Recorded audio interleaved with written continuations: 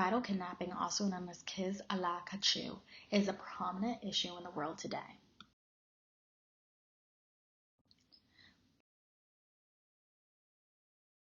Kidnapping. So bride kidnapping is the tradition or the act of a young woman being kidnapped and married off to men. So this can be done spontaneously. As seen in the picture, this would be a spontaneous instance. A man, with the help of his group of friends, took a woman off the street. This often is done when a man is drunk and he finds a woman attractive on the side of the road. He can pull over with his friends and kidnap her.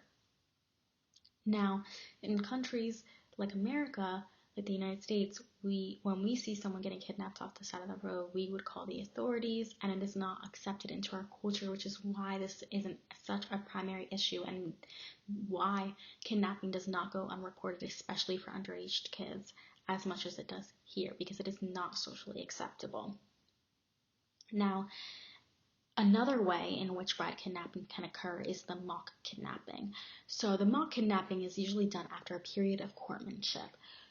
So before the courtmanship, both parents, it's more of an arranged setup, so both parents from both sides arrange for their son and their daughter to meet, and then eventually they will set up a mock kidnapping if everything goes well.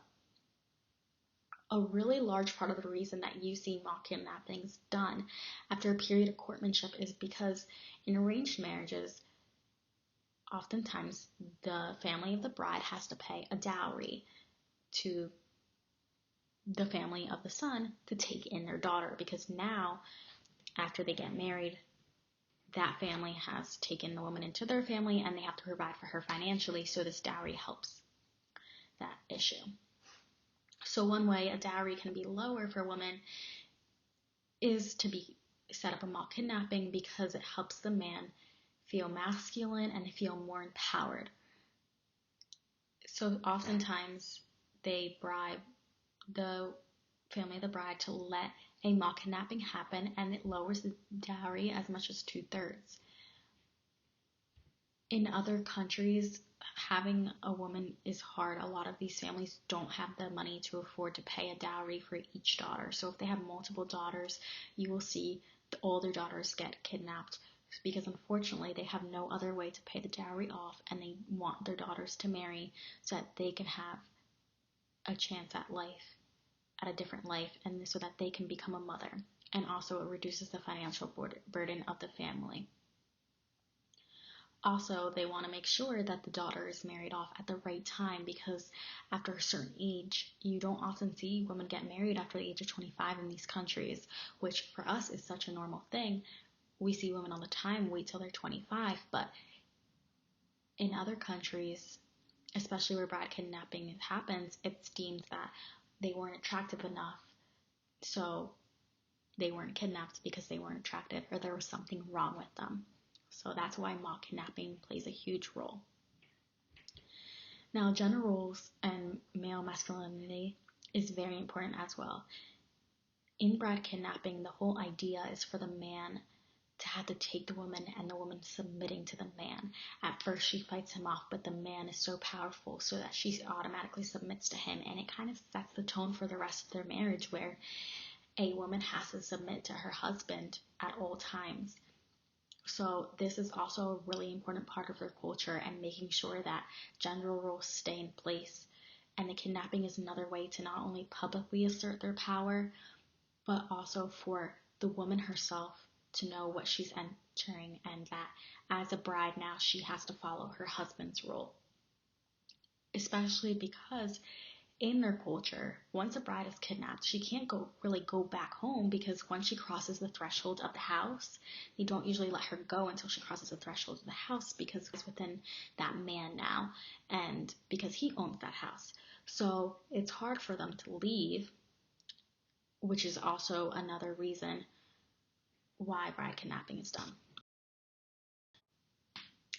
So the countries that we primarily see bride kidnapping are in Southeast or Middle East Asia. Now, on the map that we have in this picture here, we can see Kazakhstan is in green and Kyrgyzstan is in red. These are the two countries I primarily focused on. The reason being is because bride kidnapping is such a huge part of their cultural identity. In 1991 is when these two countries gained independence from the Soviet Union. Now, at the time, when the Soviet Union was in rule over these two countries, they banned bride kidnapping. With their newfound independence, with their newfound freedom, they wanted to do things they hadn't done before, and one of them was bride kidnapping. So that really took on an identity of their culture for them because it separated them from the Soviet Union and it separated them from their power, and they were taking back power of their country, and bride kidnapping being legal was a way to do this. Now, other countries such as the United States or countries in Europe, we do not see these issues because they were not under Soviet rule for so long. As you can see, Kazakhstan and Kyrgyzstan are primarily in a place that was close to the old Soviet Union before it was shut down. They're right next to Russia, so it was a place that was very heavily in control up until 1991.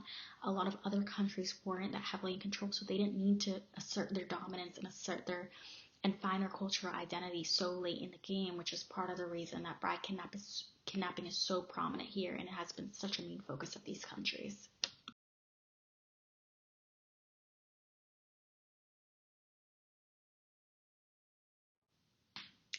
So the countries that we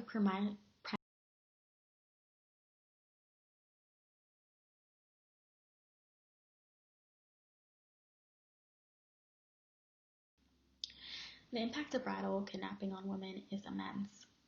One toll is the emotional toll.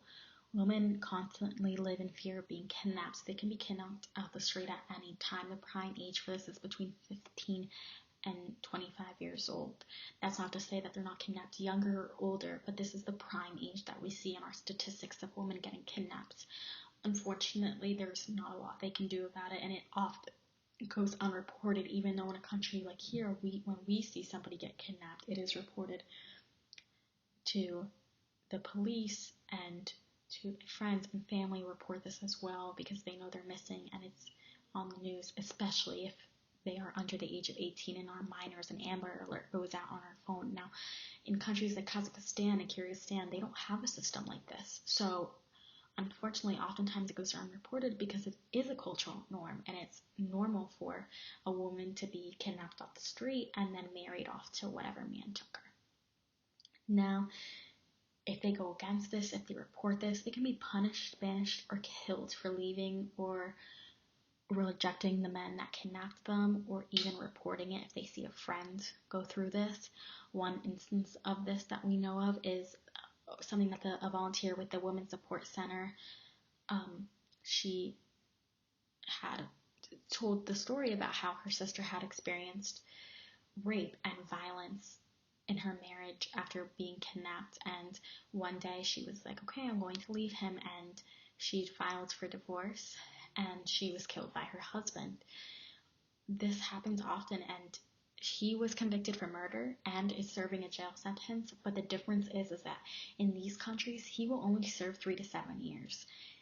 In somewhere like the United States, we see people who kidnap and murder women serve 25 years to life, which is what they do deserve, and in some instances they even get the death sentence.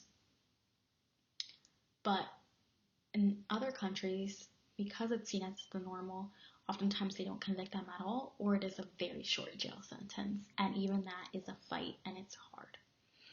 So due to their age, them being so young when they are kidnapped, oftentimes these girls do not get to finish school whatsoever. They don't have the opportunity to, and they are not allowed to. So that is very hard for them to get jobs and be independent on their own because they don't have the opportunity to, because they are kidnapped before they can even finish school. So because they are kidnapped at such a young age, and because technically speaking under the government it is illegal to kidnap a bride, the woman, their marriage is unregistered with the country because the men and those that are involved in the kidnapping, they don't want to be arrested. They don't want to be convicted and sentenced. So they will not register their marriage with the state. So this means if the husband dies before the wife, she is not entitled to anything the husband has because of the fact that their marriage is unregistered, so it is not recognized by the state. Another really prominent issue that we see in these countries is a higher suicide rate. Now, one thing that has happened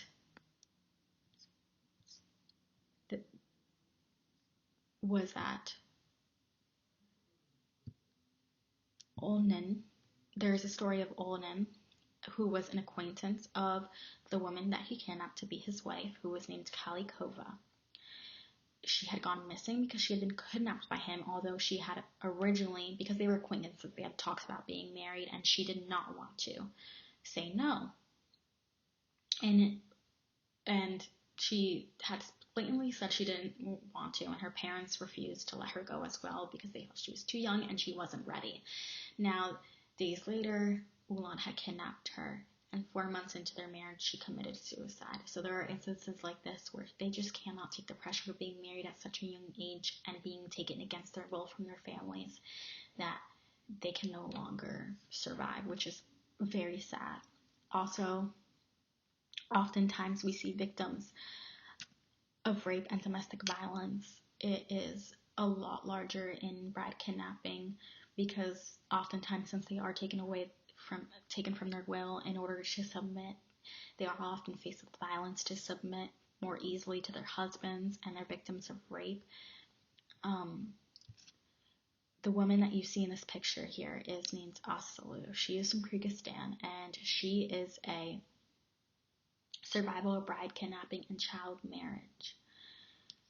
So she went through the crime herself, and she is a survivor, but she still feels that it has impacted to her to this day. She was abducted when she was 17 years old, and now she is 42 years old, and it is very hard for her to deal with these issues, and it takes such an emotional toll on her to this day. So you see the lasting issues that these women have for the rest of their lives, and this is coming from a woman who was able to escape and who was able to get help before it got even worse. Other women aren't as fortunate as her. They aren't able to escape without being killed or punished, and they aren't able to find help at all in their resources, which is why it is so important that we have more advocates in communities and villages so they are able to get away and seek the help that they need in a safe environment.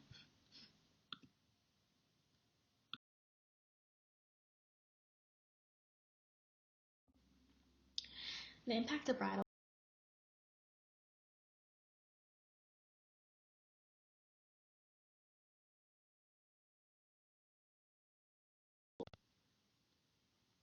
So for how many women are taken each year, how does this make them feel, and how do the men feel? So it's really hard to get too many statistics regarding bridal kidnapping because it is deemed a private issue between husband and wife, and not only this, people are afraid to speak out. It's only been in recent years that we've gotten more accurate statistics of how many women are actually kidnapped and what exactly happens in terms of violence, rape, etc. And even if we have these statistics, not a lot of these people are convicted of their crimes, which is also part of the reason we don't have as accurate statistics. Another issue is that a lot of these marriages are unregistered, so we don't actually know how many people get married a year there and how old they are, because a lot of the time it's only a religious way of getting married, which you don't need to register for the state. It's only in terms of religion. Are they actually married? So for us, it's when we get married in the Catholic Church. We still need to register with the state. They do not do that, and so it's really hard for the state to take action in terms of unregistered marriages. What we do know from more recent surveys and from more advocacy teams going out, like the United Nations, going out and doing work on the ground in these countries, we have been able to interview more people and have more volunteers and speak out now that they are more educated and have the resources, that they feel safe coming out with their stories. Because of that, we are able to have more accurate statistics. in more recent years. Some of these being that 50% of women that are married have been subjected to bridal kidnapping. So that's half the country's population of women that are married have been kidnapped, which is a really hard thing to come to terms with in terms of numbers. That is a huge number, and it's very scary because these are only the people that speak out and talk about the fact that they've been kidnapped or that they feel they've been kidnapped. A lot of the time, if it's a mock kidnapping, they don't consider themselves kidnapped, which is an even bigger issue. So we can suspect that this number is even bigger. 65% of men who felt that the kidnapping made them feel strong and empowered had wives who reported being afraid and upset. So there was a survey done where men were asked how did kidnapping their wife made them feel, and then there was another survey done where the wives explained how the kidnapping made them feel. And we see that more than half of the time these men felt empowered and strong, and this goes back to their masculinity and how it is accepted in the culture to do these things, because as men they feel powerful and the women are upset and they're afraid, and in their eyes they're submitting, which is why they feel strong by showing this emotion of being upset. But in reality, the women are scared for their lives and are not happily going away and submitting. 73% of these men were not bothered with how the women kidnapped felt at all. So a lot of these times, bride kidnapping is more a selfish thing for the man to do. It makes him feel better. It is a public display of masculinity and power. So they do not care how the wives feel and how the women feel who are doing this against their will most times, and who are publicly embarrassed and put in positions where they don't necessarily want to be in. Another statistic is at least 11,800 cases of forced abduction of women and girls happen every year in Kyrgyzstan. Of these cases, it's reported that 2,000 of these marriages end up in rape. Now, again, these are only the ones that are reported, so we can only imagine there are many more rape victims out there that do not even know that they are being raped and don't know that it is not okay for this to happen to them. And then finally, between 68 and 75% of marriages in Kyrgyzstan take place with bride kidnapping. So a lot of these marriages, as you can see from the picture, that is a man who has kidnapped his bride. And it's really hard on the woman to go through this. And it happens so often of this time that this happens.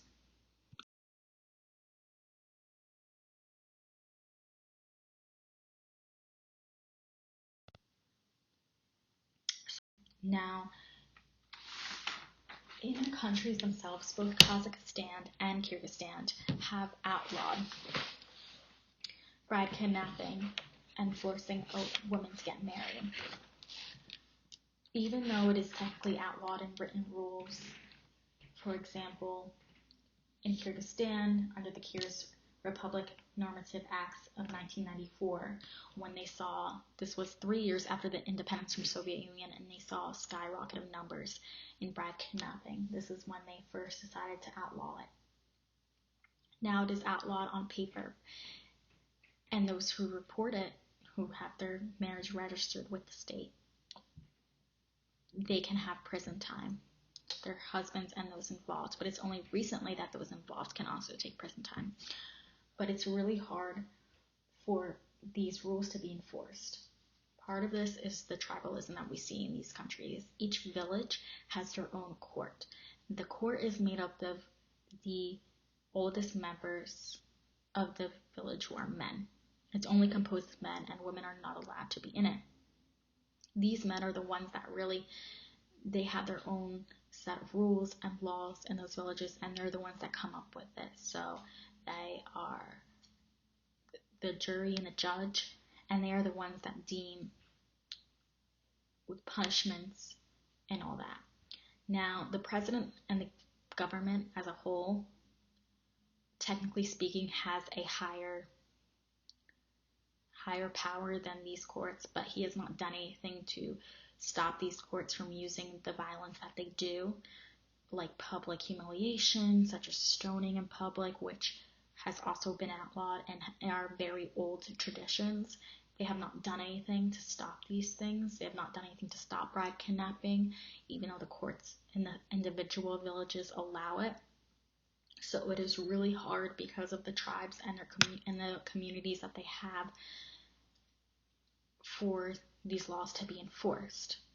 So that is something that there has been work on through the United Nations and through women's support centers that have been on the ground, going from village to village to try to help these women and try to help them speak out more regarding their struggles and what they've been through.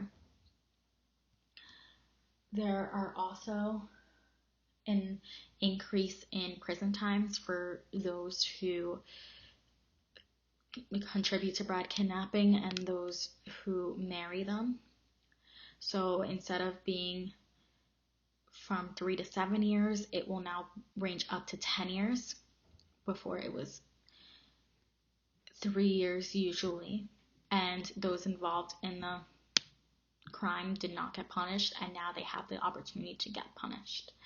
Now, the picture that you see here is a poster of a bride who was kidnapped, and she was able to escape. And this was a picture taken by the United Nations for the 16 Days of Activism Against Gender Violence campaign in 2011. And the tape over her mouth shows her inability to speak out, especially with everything that was going on in her life. So in these countries, it's very hard to speak out against the men who have done these things because there's such a high level of patriarchy and because of the culture itself. So in the future, we need to put more resources out there for these women to be able to go out and have a safe place so that we don't have people commit suicide or be murdered for trying to leave a toxic and abusive marriage.